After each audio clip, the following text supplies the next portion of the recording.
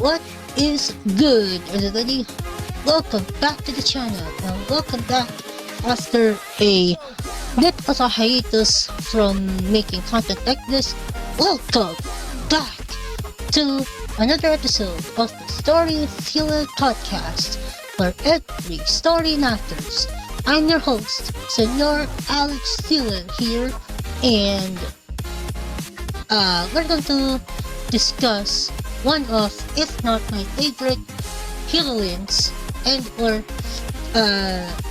characters ever in animation. We're going to discuss my favorite Latina heroine, and we're going to discuss why I like her so much.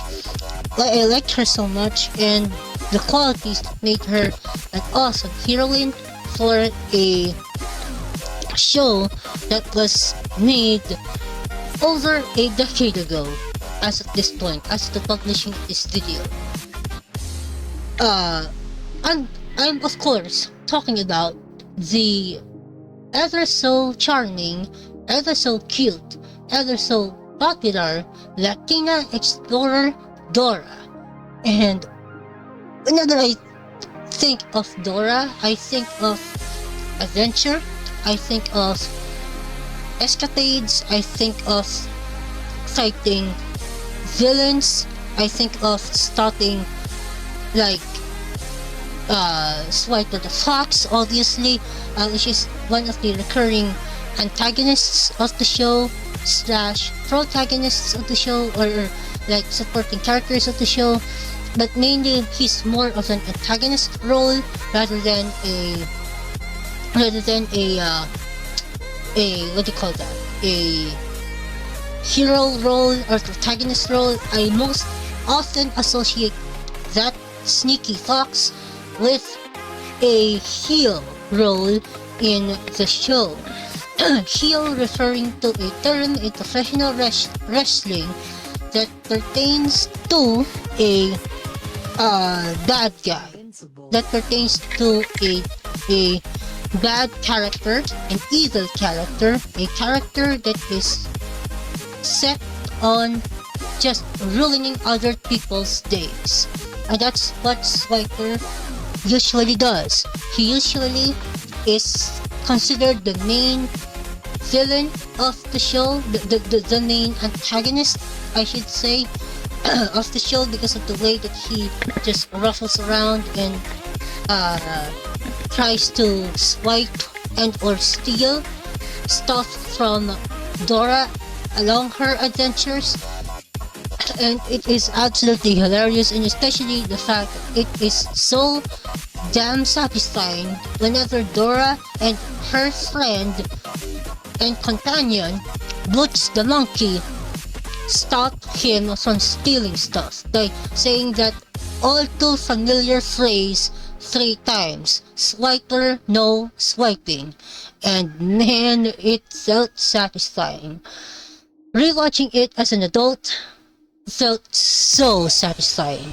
Reliving that moment wherein whenever Swiper tries to swipe things, Dora is right there chanting swiper, no swiping, and Swiper goes, "Oh man," and flicks his hand and then just goes away. Man, that was so satisfying. That was absolutely satisfying to watch, and it felt good to just vanquish or delay or take him out of the picture, so to speak.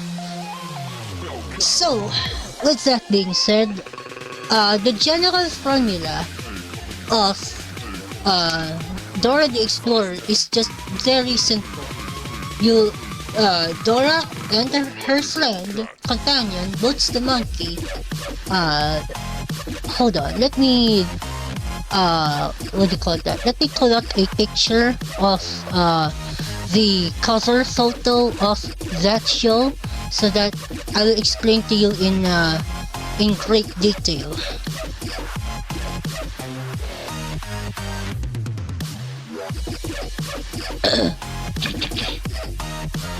Let me pull up a picture real quick so that you will better understand. Where is it? Here it is. Here it is. The official poster for the series. And let me tell you guys something. I love this series. So the basic gist of this series is thus. Dora and Boots are going on an adventure and they want to get to a particular place because they want to complete a certain goal or a certain mission. Sometimes in some episodes, Dora and Boots may want to go to Dora's house to, let's say, celebrate a birthday party, which did happen in the show at around episode, I believe, 12 of the first season, wherein Dora and Boots were on an adventure to go to her house, Dora's house, to celebrate Boots' birthday party at said house. So they did. They went up the stairs, they went over the troll bridge, and then they went to Dora's house. And that's essentially the plot of every single episode of this series of Dora the Explorer, wherein Dora and Boots want to go to a certain location, to a certain endpoint, as it would be known, to complete a certain mission. So for instance, sometimes they want to go see a friend, way up on top of a big red hill, which did happen in episode 1, the pilot episode of Dora the Explorer, wherein they went to the big red hill to go see the big red chicken. Something like that. So the basic gist of the show is that they want to go on an adventure to go ahead and complete a certain goal, to get to a certain endpoint, to complete a certain goal, to complete a certain mission. So regarding this, they always are asking, who do we ask for help when we don't know which way to go? And obviously, Boots is answering the map, and obviously that leads into the map segment, wherein Map just dances around and sings his song, and then he is basically directing Dora and Boots where to go. So, for instance, in one episode, Dora and Boots are in pursuit of a balloon that is drifting away with a hole in the balloon, and they want to chase it before it reaches to Crocodile Lake. And man, it was a fun 20 plus minute episode, and let me tell you, it was a heart-pounding adventure. It was a down to the wire, what do you call that? It was down to the wire episode wherein it almost fell into the lake with a bunch of big crocodiles down there, but Dora and Boots got it done. And here's the good part. Here's the awesome part. After they have completed their goal, their quest for the episode, they went and danced and sing the "We Did It" song, which is catchy as all hell. It is a fantastic song, a fantastic ending song to the adventure. And then after that segment is done, they basically went into their favorite parts of the episode. They went into the favorite parts of the trip, wherein they basically talk about what they did in the episode, and then after that, she would say, "And we could not have done it without you. Thanks for helping." And then the blue cursor, which is their guide to click on the locations of where they need to go, clicks, sourced on the three locations or in a specific scenario. Whenever they need something, they would call upon their friend Backpack. They call upon their friend Backpack, and they will, or she rather, will work her magic basically and find whatever it is with the help of viewers, by the way, to find a specific item related to their mission, related to their goal. And that is absolutely amazing for a show like that, to venture into that element of suspense, of adventure, of just accomplishing their goal is absolutely phenomenal. It is a fantastic show that I highly recommend to both kids, young kids as well, and young adults alike, and adults in general, because this show is a fantastic show. A fantastic show that is it is a true sight to behold, a true masterpiece in every sense of the word. I would have to applaud Chris Gifford and Valerie Walsh Valdez for crafting this show, because they were the pioneers of this show and its succeeding shows as well. This show ran from 1999, I believe, all the way to 2013, I believe, if I'm not mistaken. So that's a long ass running time. And it spanned 8 seasons, ladies and gentlemen. 8 freaking seasons. And in those seasons, there was a change of scenery, a change of design, a change of voice acting specifically, which is the next talking point. We already discussed the overall premise of the show and some examples. Now let's talk about the voice acting for this awesome show.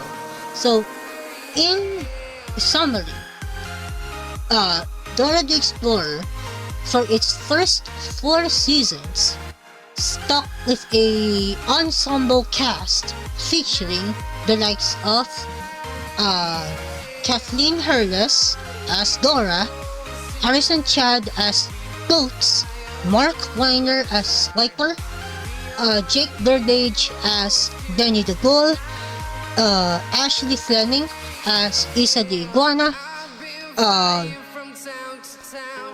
Season 1, Dora casted Muhammad Cunningham as the voice of Tico the Squirrel, and for seasons 2, 3, and 4, the squirrel Tico was voiced by Jose Zelaya, and that was basically the ensemble cast. And for all 8 seasons, the voices of Map and Swiper didn't change. They are voiced by the same voice actor, Mark Weiner.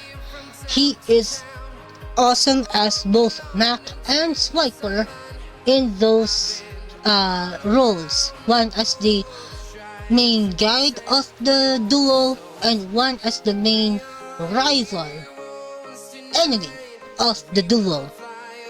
But sometimes in later seasons, especially during seasons 4 and season 3 in some respects, Swiper has been a middle of the road good guy. And also in season 2 as well. Season 2, episode 24, Whose Birthday Is It? Wherein Dora and Boots, want to go to Clay Park to find out who is the birthday or whose birthday it is via following the birthday balloon. And that same birthday balloon returned during season 5 of Dora the Explorer. So this is where season 5 that is, changed the series, arguably for the good, but some people would say it is a mixed bag of a season, because season 5 basically recasted or removed the majority of the ensemble cast of Dora the Explorer from seasons 1 through 4 and replaced them with new voice actors. So for instance, during seasons 5 and 6, Dora and Boots were replaced voice actors from Kathleen Hurles and Harrison Chad respectively to Caitlin Sanchez and Regan Mizrahi respectively for Dora and Boots. But one thing remains the same. Matt and Swiper didn't change voice actors for season 5 and the extension the whole series. It was a shocker to the majority of us who have watched Dora the Explorer for for quite some time, and it is jarring to say the least. It was a jarring experience. It was a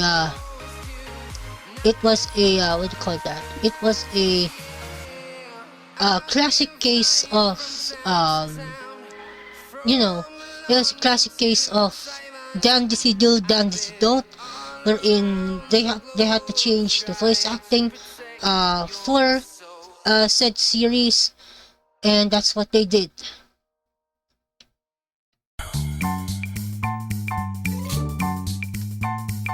Backpack, backpack, hola! Backpack, backpack, hola! I'm the backpack loaded up with things and knickknacks too. That's what they did actually. And man, it was rough. Backpack, backpack, backpack, yeah!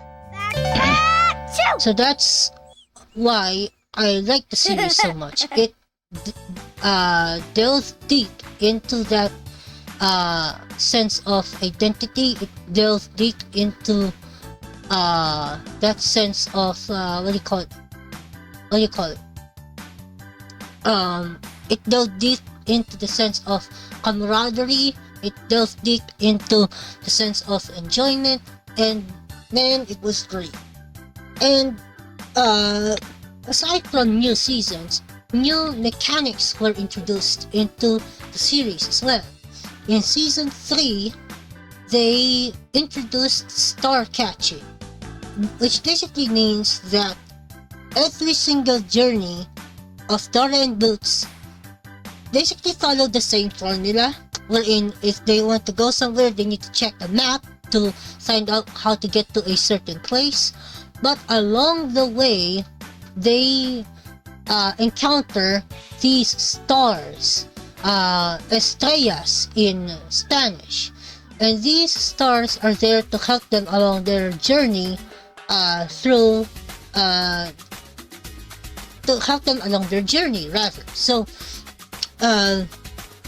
along the way, they encounter these stars, and they need to catch the stars with the help of viewers as well.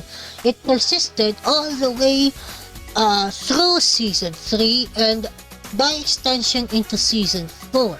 In season 4, they basically dumped the idea of the Explorer stars and the stars in general, the star catching game, except for a few episodes. Like for instance, they basically reintroduced star catching during season 4 episode 2, which is the title appropriately named Starcatcher, and season 4 episode 7 appropriately titled Star Mountain. Season 4 episode 2 Starcatcher revolves around Dora getting a star pocket from her grandmother, her abuela. Abuela means grandmother in Spanish. So, after she got that star pocket, Swiper, being the trick that he is, being the big bad baddie of the series, that is, decided to, why not just swipe it away and fling it up into the air via the use of a balloon. And Dora and Boots are now tasked to what do you call it? To retrieve the star pocket, which then leads them into an adventure across the stormy water. They went over Dragon Mountain, and then they went into the Cloud Castle to rescue one of their star friends, Woohoo, and recover the star pocket, which is an incredible adventure, if I do say so myself. They need to have their star friends along the way. They need to catch the stars, essentially. Uh, and it was a fantastic journey. And going along with that, by the way, I did already do this, but let me go ahead and announce this now. Thank you so much to that one viewer who is watching the stream right now. If you are enjoying yourself, please don't hesitate to drop a follow down below, because that is free and free is good. And don't hesitate also to subscribe to my YouTube channel, because again, that is free and free is good. And let's get some follows going. Let's get some hype going for the stream. Let's get to 50 followers, shall we? And so, with that being said, that is essentially the idea of season 4 episode 2, Starcatcher. Season 4 episode 7 still involves Swipe of the Fox, but this time in a whole new different location. The location of the stars, of where the stars came from.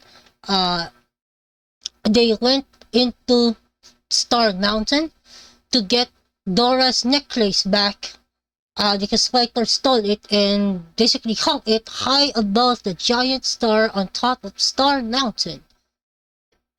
Wow. And they basically went ahead and went on this adventure up Star Mountain to get the necklace back. They went up 15 steps up Star Mountain, then climbed all the way up the diamond, and then they went and got to the giant star on top of Star Mountain to get the necklace back. It is a fantastic episode wherein they stopped Swiper, which is great, on Star Mountain, which is fantastic. And yeah, that is essentially the highlights of the episodes that I have watched so far, in order of why do I think I like them as much. And yeah, that's essentially what this what I'm trying to say here, is that Dora the Explorer has some fantastic episodes, some great moments, and it shows how good the writing is. Next up, during season 3 as well, we got introduced to the cousin of the main protagonist, and that is what we are going to what do you call it, to go into next, which is really fascinating, to say the least. It is a great this character is great, and he deserves to be spotlighted right now. Hold on.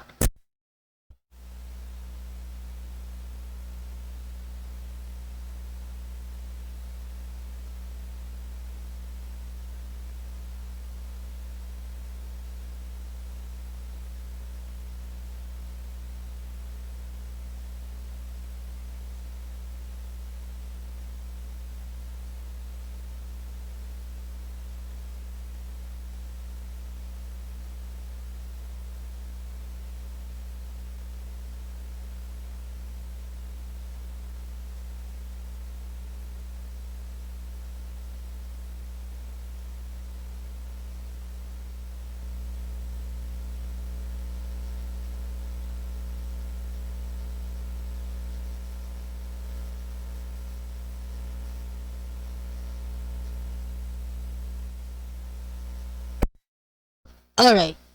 Uh, During season 3, we got introduced to this lovely, lovely character, Diego Marquez, in which he got his own series as well. Uh, it is a spin-off of Dora the Explorer, obviously, uh, aptly named Go Diego Go. It is a series that follows, yes, the story of Diego Marquez on his journey to become as an animal rescuer. As an animal rescuer and as a animal researcher as well. It is a fantastic show, a fantastic series as well, and I highly recommend I recommend watching that show if you have not done so already. That is Go Diego Go. The promotional art that is, let me go ahead and shrink it down a bit.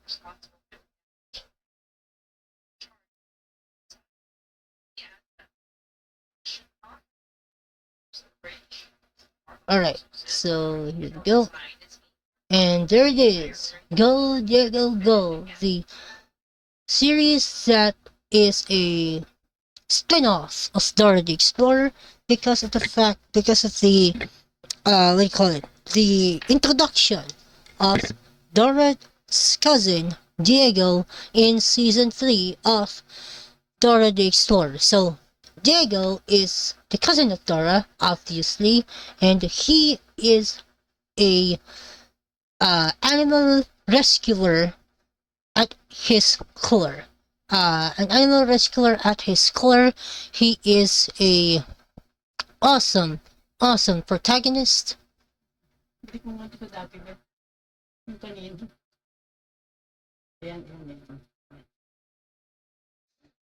And he is obviously the cousin of Dora, and he is the main protagonist of the show, voiced by Jake Toranzo Ziemanski, or Jake T. Austin, in later seasons, renamed rather as Jake T. Austin in later seasons. He is the titular protagonist of this series. And during season 4, his voice got replaced from Jake T. Austin to Brandon Zambrano, but still Jake's voice that is, could be heard in the intro sequence of the show, and he is still like present in the show, but way different at the same time. So Diego, for those of you who don't know, is an animal rescuer who their primary mission is to save animals who are in trouble, and they went to great lengths to help them out. And sometimes as well, they are joined by Dora, of all people, which makes sense, which makes total sense because Dora and Diego are blood related, they're cousins, and they like adventures together. So naturally, they jive together, they coexist together, and it is a fantastic harmonious relationship.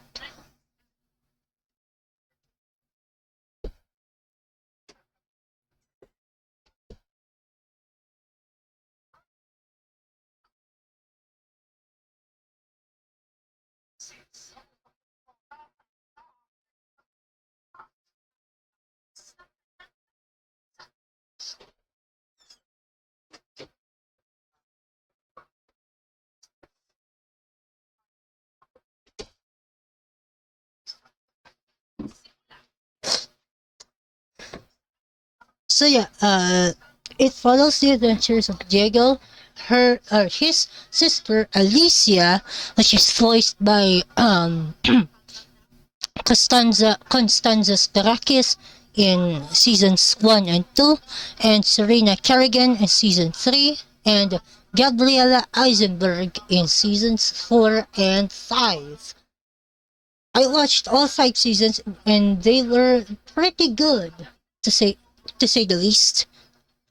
They were a pretty great uh, series, to say the least, and it was fantastic. It was fantastic to relive and revisit those moments of heroism and adventure as well, wherein you get to jam songs like Al Rescate Amigos to rescue my friends, or in other cases, if they want to go on an adventure, Una Aventura, amigos, an adventure, my friends.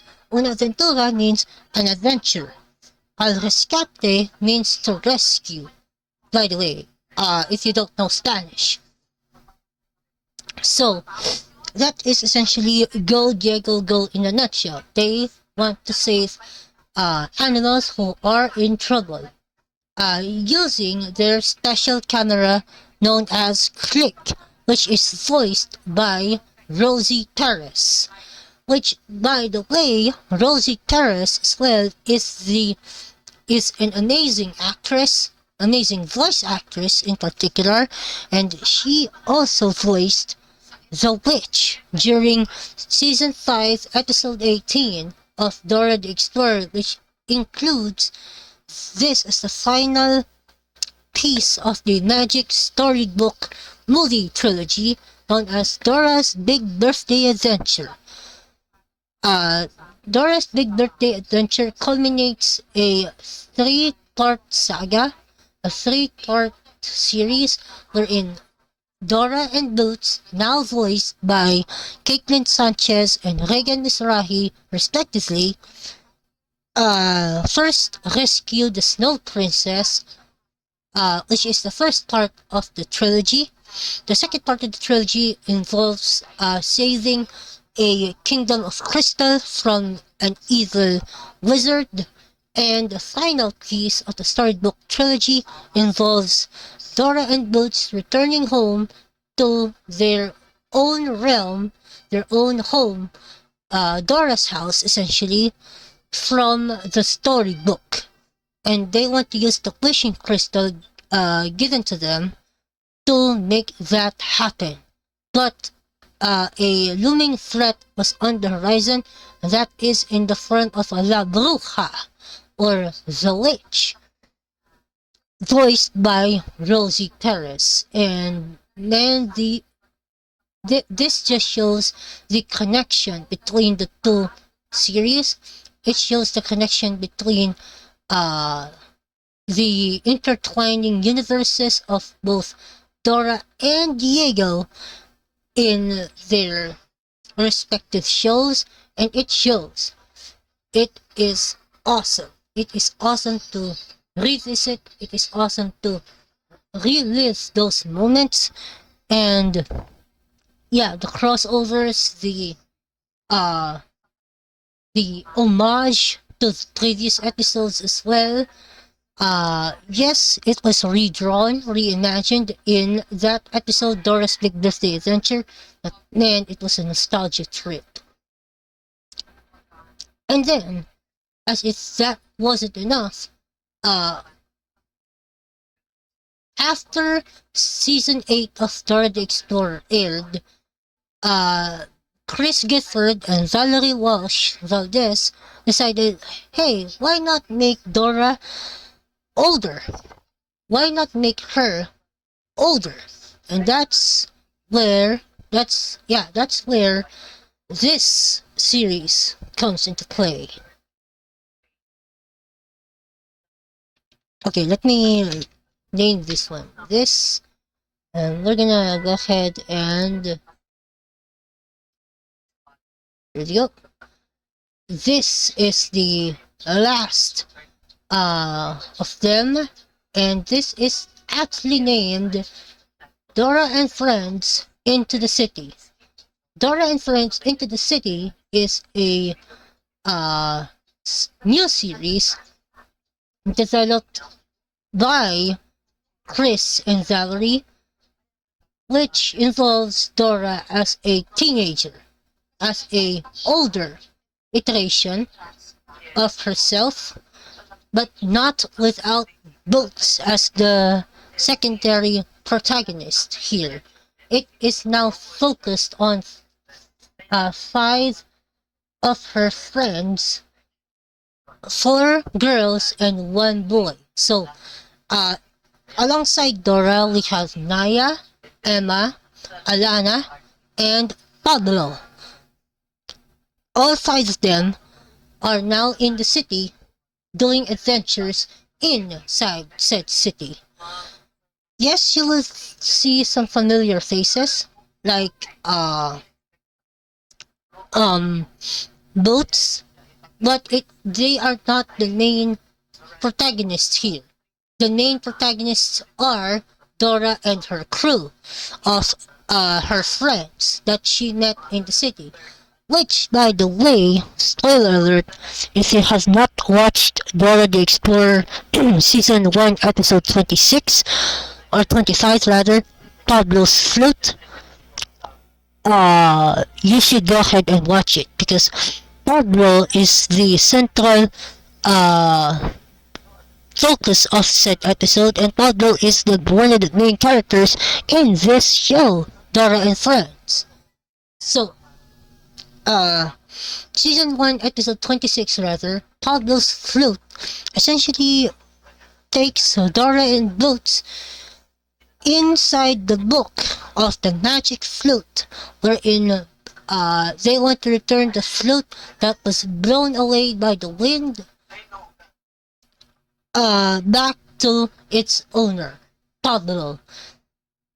During that time, Pablo was a young kid during that time, and the animation and the graphics as well reflect that.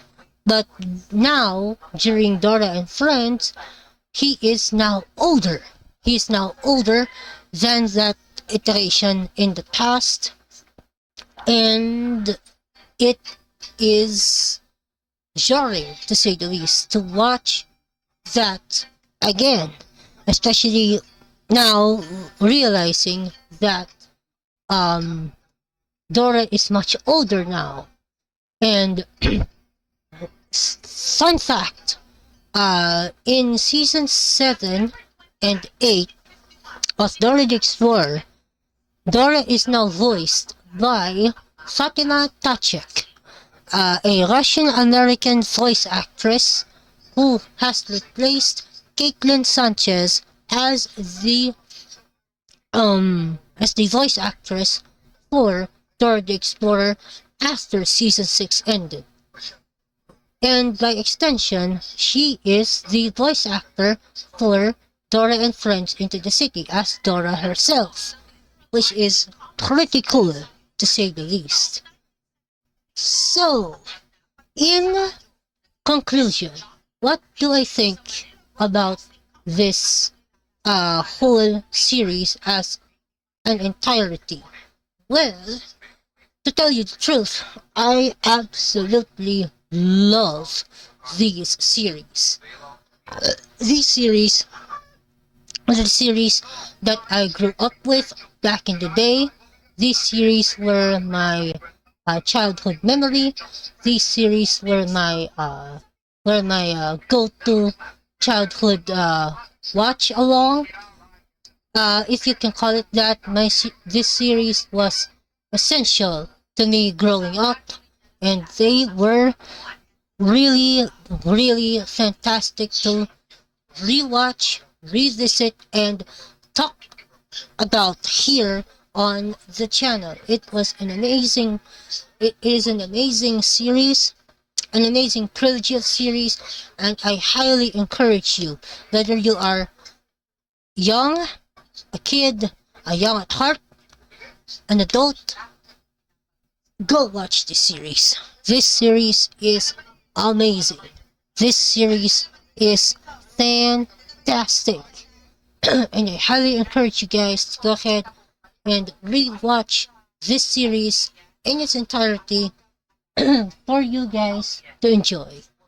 So that's gonna do it for today's episode of the Storyfuel Podcast. Thank you all so much for watching. If you did enjoy the video, don't hesitate to drop a like down below. Subscribe to the Storyfuel Podcast YouTube channel if you haven't done so already. And don't forget to follow me on Twitch. And let's get to affiliate once more. Alright, that's all I have for now. So until next time, Storyfuel Squad, this is Senor Alex Fuel signing out. Stay safe, have a good one, and I will see you guys tomorrow. Peace out.